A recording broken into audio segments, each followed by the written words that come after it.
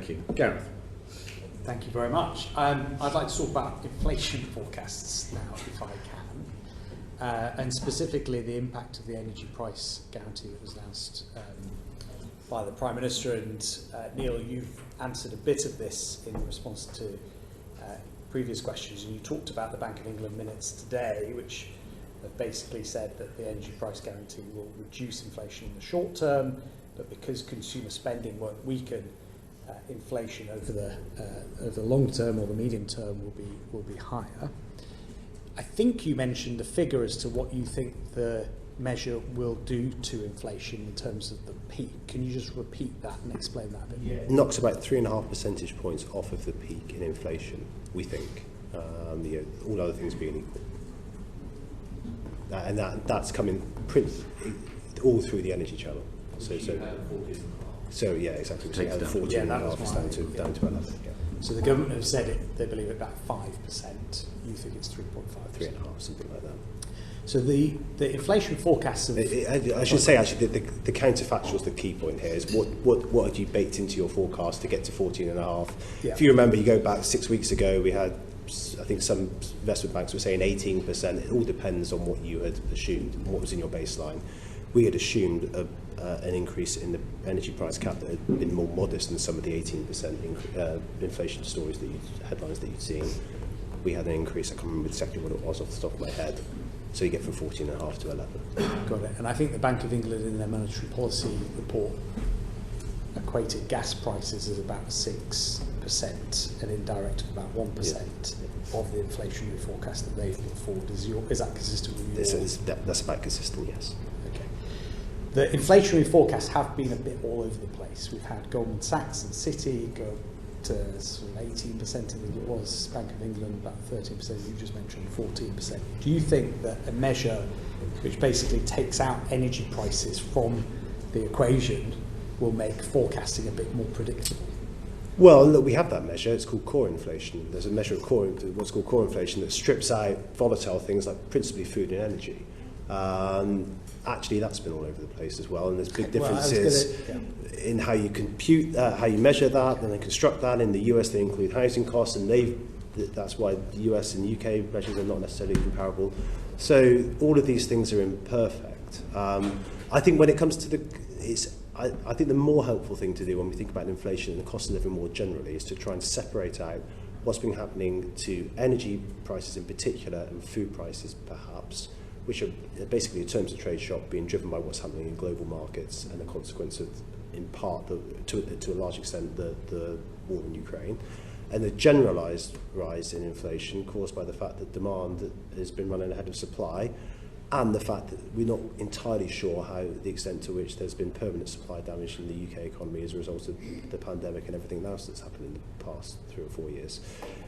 And it's that generalised price pressures that the bank's trying to lean against and is concerned about expectations becoming unanchored, and policy can do something about. The first part, the energy price shock, in terms of trade shock, is what the energy price cap's trying to deal with. And I think that's a better way of thinking about it. Okay, Torsten, I saw you tweeted about this. I've got to ask you, what's your view on what did I say? The forecasts?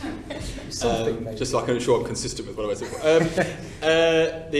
On it, I mean, I agree with everything you both said. I actually think I'm slightly more on it might well be 4.5. I think the government's 5% estimate on lower inflation from the peak is a perfectly reasonable one. Ours is probably about 4.5, but I think it's a reasonable thing. I heard the Prime Minister saying that again yesterday, so I don't think it's an unreasonable estimate. Mm-hmm. We're all making estimates. In terms of what I would focus on, if you're worrying about this from UK policymakers' perspectives, I would focus on wages.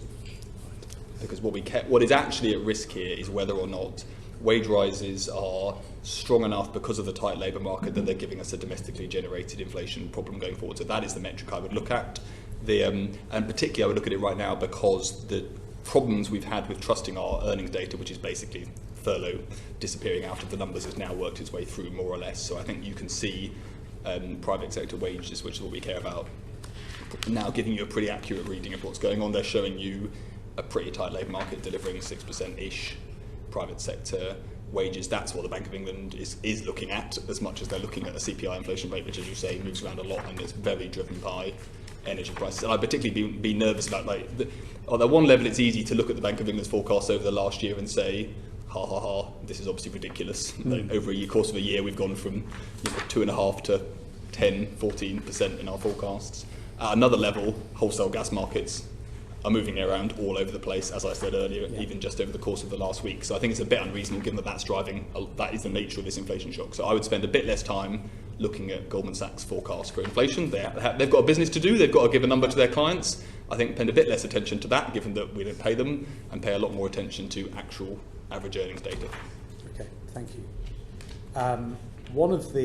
Neil, just go back to you, one of the risks that was cited in the monetary policy report for the Bank of England most recently to their forecasts was a change by the ONS of the weighting of energy prices in Q1 2023. Can you just explain what that means and how significant you think that will be? Yeah, I mean, this is how you construct CPI baskets, and the key point here is that the construction of those baskets, basically, you need to take a survey of consumption patterns, and those patterns will change over time. And how we capture that will change over time as well. And then you've got to think about how you weight those things together. There's different ways of whether you use harmonic means and other different statistical techniques. So weightings of individual components within consumer price indices change all the time. It just so happens that this particular part was changing. It is a part of the basket that's changing when the price of that component is changing an awful lot as well, and that's where the risk comes in. Okay, that's helpful. Thank you, Joe.